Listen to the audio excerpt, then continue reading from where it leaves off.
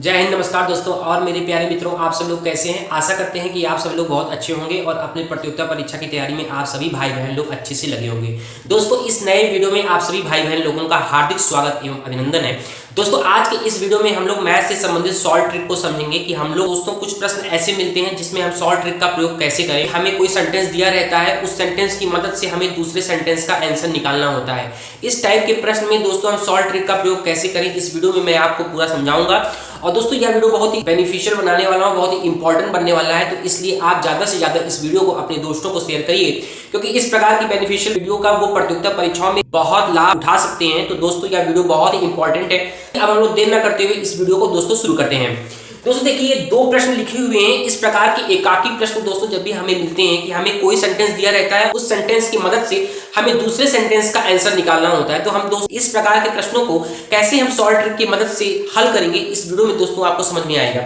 दोस्तों देखिए, प्रश्न हमारा पहला जो लिखा हुआ है कि 15 आदमी हैं, 9 दिनों में 540 रुपए कमाते हैं, तो कितने दिनों में 18 आदमी 360 रुपए कमाएंगे। चार ऑप्शन दोस्तों दिए गए हैं, 3 दिन, 4 दिन, 6 दिन और 5 दिन।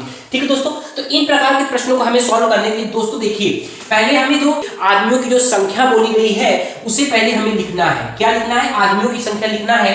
और दोस्तों, जितना हमें डेज बोला गया है कि वो आदमी कितने दिनों में काम को कंप्लीट करते हैं, तो यहाँ पहले जो है, पहले सेंटेंस में जो डेज दिया गया है, 9 दिन में वो 15 आदमी काम करते हैं। दोस्तों, अब रुपए जो है आसमान चीज है, रुपए को हम क्या लिखेंगे? नीचे लिखेंगे। 540 रुपए, 15 आदमी हो गए, 9 दिन में 540 रुपए कमाते हैं। इक्वेशन से हम दूसरा भी इक्वेशन बनाएंगे। उधर हमारा दूसरा इक्वेशन बनेगा, 18 आदमी 360 रुपए कमाएंगे कितने दिनों में। हमें दोस्तों दिनों की संख्या निकालनी है, तो यहां हमें मालूम है 18 आदमी कहा गया है, हमें डेज निकालना है, कितने दिनों में कमाएंगे। और कितने रुपए कहा गया है? 360 रुपए कहा गया है। क्योंकि रुपए हम लोग नीचे रखेंगे, क्योंकि रुपए आसमान है, इसलिए हम उसे हर में रखते हैं, और जो आदमियों की संख्या और दिनों की संख्या को हम लोग अंश में रखते हैं। अब दोस्तों, यहाँ दिनों की संख्या हम निकाल लेते हैं। देखा जाए तो यहां से 0 0 ये कट जाएगा, और अगर देखें 18 दूनी 36, 18 तिहाई 54, ठीक है। 3 से इसको काट देते हैं, 3 5 15, और फिर अगर देखा जाए तो 9 से कट जाएगा, 9 1 9, 9 दूनी 18, 2 से ये कट जाएगा, तो हमें डेज की जो संख्या दोस्तों निकल जाएगी, वो हमारे 5 दिन में वो 18 आदमी 360 रुपए कमाएंगे, तो डी आंसर हो जाएगा।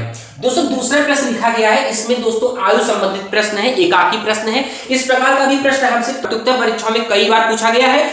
दोस्तों, यहाँ कहा गया है कि सलीम की आयु 10 वर्ष है, उनके दादाजी की आयु 62 वर्ष है, कितने वर्ष के बाद उनके दादाजी की आयु सलीम की आयु से 5 गुनी होगी। दोस्तों, यहाँ 4 ऑप्शन दिए गए हैं, 6 वर्ष, 5 वर्ष, 4 वर्ष और 3 वर्ष। दोस्तों, इस प्रकार के प्रश्न में हमें दोस्तों ऑप्शन लेकर के ही हमें आंसर निकाल लेना है। ऑप्शन रखना है कि कौन सा ऑप्शन हम रखें जिसमें उनके दादा की आयु सलीम की आयु से 5 गुनी है। देखा जाए, अगर पहले ऑप्शन को हम रखते हैं, तो पहले ऑप्शन में 6 वर्ष के बाद, अगर 6 वर्ष की बात किया जाए तो 10 में अगर 6 जोड़ते हैं तो 16 वर्ष होता है, और उनके दादाजी की आयु 62 में 6 वर्ष जोड़ते हैं तो हमें क्या मिलता है? 68 वर्ष मिलता है। और 10 में 6 जोड़ेंगे तो क्या मिलेगा? हमें 16 वर्ष मिलेगा। अगर देखें तो 16 5 गुना है तो नहीं है, तो यानी पहला ऑप्शन हमारा गलत हो जाएगा। फिर दूसरे ऑप्शन को हम चेक करते हैं, तो यहाँ 10 में 5 को जोड़ेंगे तो पहले क्या मिलेगा? हमें 15 मिलेगा, और फिर 62 में हम 5 को जोड़ेंगे तो क्या हमें मिलेगा? 67 मिलेगा। अब यहाँ देखा जाए कि 15 का 5 गुना 67 है तो नहीं है, तो इसका मतलब ये दूसरा भी ऑप्शन हमारा क्या है? गलत है। दूसरा ऑप्शन भी क्या हमारा? गलत है। अब तीसरे ऑप्शन को हम रख के देखते हैं। देखा जाए तो 10 वर्ष क्या है? सलीम की आयु 10 वर्ष है, और 4 वर्ष के बाद सलीम की आयु कितनी हो जाएगी? 14 वर्ष हो जाएगी, और दादाजी की 4 वर्ष के बाद आयु क्या हो जाएगी? तो 67 वर्ष हो जाएगी। अब देखा जाए कि ये 14 जो है 5 गुना है 67 का, तो नहीं है, तो ये भी क्या हो जाएगा? गलत हो जाएगा। अब हमारा एक आखिरी ऑप्शन डी बचता है, इसको भी हम चेक कर लेते हैं। देखिए दोस्तों, 10 में 3 जोड़ते हैं, क्या मिला हमें? 13 वर्ष मिला, और फिर दादाजी की आयु 62 वर्ष है, उसमें हम 3 जोड़ते हैं तो क्या मिला? हमारा 65 मिला। तो देखा जाए तो 13 को जब 5 से गुणा करेंगे, 13 का 5 गुना क्या है? 65 है, तो हमारा जो है डी ऑप्शन सही हो जाएगा। दोस्तों, हम इस प्रकार के प्रश्न में ऑप्शन रख के भी हम आंसर निकाल लेते हैं। दोस्तों ये सॉल्व ट्रिक है जो कि हम प्रतियोगिता परीक्षाओं में बहुत ही इजीली इंप्लीमेंट करते हैं, बहुत ही इजीली तरीके से लगाते हैं। कुछ और क्वेश्चन भी मैं इस वीडियो में आपको सॉल्व ट्रिक के माध्यम से दिखाऊंगा। इस वीडियो में दोस्तों आप बने रहिए। दोस्तों यहाँ पे दो प्रश्न लिखे हुए हैं, इन दोनों प्रश्नों को दोस्तों हम सॉल्व ट्रिक की मदद से कैसे सॉल्व करते हैं इस सेशन में आपको देखने को मिलेगा। दोस्तों इस प्रकार के प्रश्न हमारी प्रतियोगिता परीक्षाओं में कई बार पूछे गए हैं और इन प्रश्नों को ज्यादा समय न गंवाते हुए हम कैसे सॉल्व ट्रिक की मदद से इन प्रश्नों को सॉल्व करें, एक सेंटेंस की मदद से दूसरे सेंटेंस का हमें आंसर निकालना है। तो दोस्तों इन प्रकार के प्रश्नों को हम कैसे ट्रिक की मदद से सॉल्व करेंगे इस सेशन में आपको दोस्तों देखने को मिलेगा। दोस्तों देखिए यहाँ दो प्रश्न लिखे हुए हैं। एक प्रश्न है दोस्तों, एक आयताकार मैदान है जिसका 90 मीटर गुणे 70 मीटर का वो आयताकार मैदान है और एक आदमी इसकी 5 बार परिक्रमा करता है, उसके द्वारा चली गई कुल दूरी कितनी है? अगर दोस्तों उसकी परिमाप की बात करें तो उसका परिमाप यदि हम निकाल लें तो एक चक्कर लगाने में उसकी चली गई दूरी हो जाएगी। दोस्तों देखिए आयताकार जो मैदान होता है, एक तरफ की जो लंबाई होती है वो चौड़ाई से थोड़ी ज्यादा होती है। ये आमने सामने की जो भुजाएं होती हैं आयताकार मैदान की वो दोस्तों बराबर होती है। जैसा कि हम सभी लोगों को मालूम है, ABCD मान लेते हैं कोई आयताकार मैदान है और इसकी जो लंबाई है, अगर इसकी लंबाई की बात करें तो दोस्तों 90 मीटर है। कितनी है? 90 मीटर। तो जब इसकी लंबाई 90 मीटर है तो इसके सामने की भुजा भी 90 मीटर होगी। ठीक है दोस्तों। और देखिए अगर इसकी चौड़ाई की बात करें तो इसकी चौड़ाई दोस्तों 70 मीटर है और इसके सामने की भी भुजा 70 मीटर ही होगी क्योंकि चौड़ाई भी आमने सामने की भुजा आयताकार मैदान की बराबर होती है। अब दोस्तों इसकी परिमाप की बात करें तो इसकी जो चारों तरफ की जो भुजाओं का माप होगा वो इसका जोड़ होगा। क्या होगा? इसका योग होगा। अगर इसकी योगफल की बात करें तो इसका योगफल क्या हमें मिल जाएगा? 90 metre plus 70 metre plus 90 metre plus 70 metre, AB, BG, DC और CA।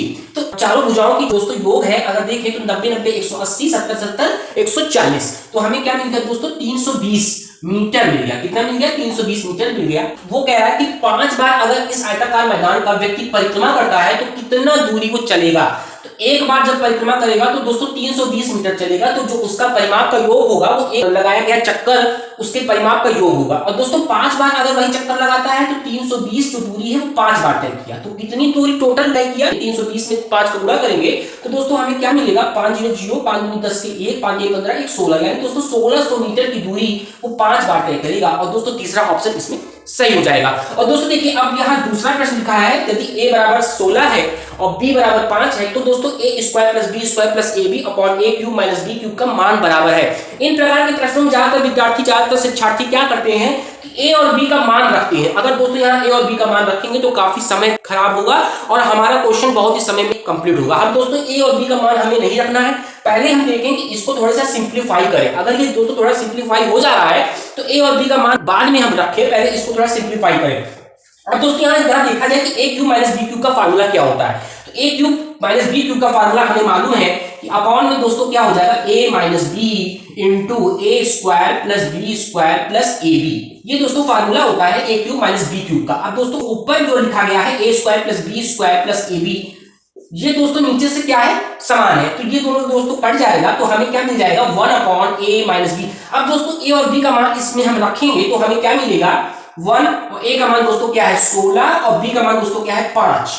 तो दोस्तों जब a और b का मान हमने रखा तो हमें क्या मिल गया? 1/11 मिल गया। तो दोस्तों इसका दूसरा ऑप्शन सही हो जाएगा। तो दोस्तों ये बहुत ही सॉल्व ट्रिक की मदद से पहले हम सिंप्लीफाई करेंगे। सिंप्लीफाई करने के बाद दोस्तों a और b का मान रख करके उसका मान दोस्तों निकाल लेंगे। तो दोस्तों ये ट्रिक होती है जो कि आज मैंने आपको मैथ से संबंधित कुछ क्वेश्चनों की ट्रिक बताई। इस प्रकार के क्वेश्चन में हम कैसे प्रतियोगिता परीक्षाओं में कम समय में इन प्रकार के क्वेश्चन को सॉल्व करें। दोस्तों यह वीडियो आपको अच्छा लगा हो तो अपने दोस्तों को ज्यादा से ज्यादा इस वीडियो को शेयर करिए, क्योंकि मैं प्रतियोगिता परीक्षाओं से ही संबंधित सब्जेक्ट पे और संबंधित टॉपिक पर वीडियो बनाता ही रहता हूं। वीडियो के अंत तक बने रहने के लिए बहुत बहुत धन्यवाद। आपका दिन शुभ हो। जय हिंद, वंदे मातरम।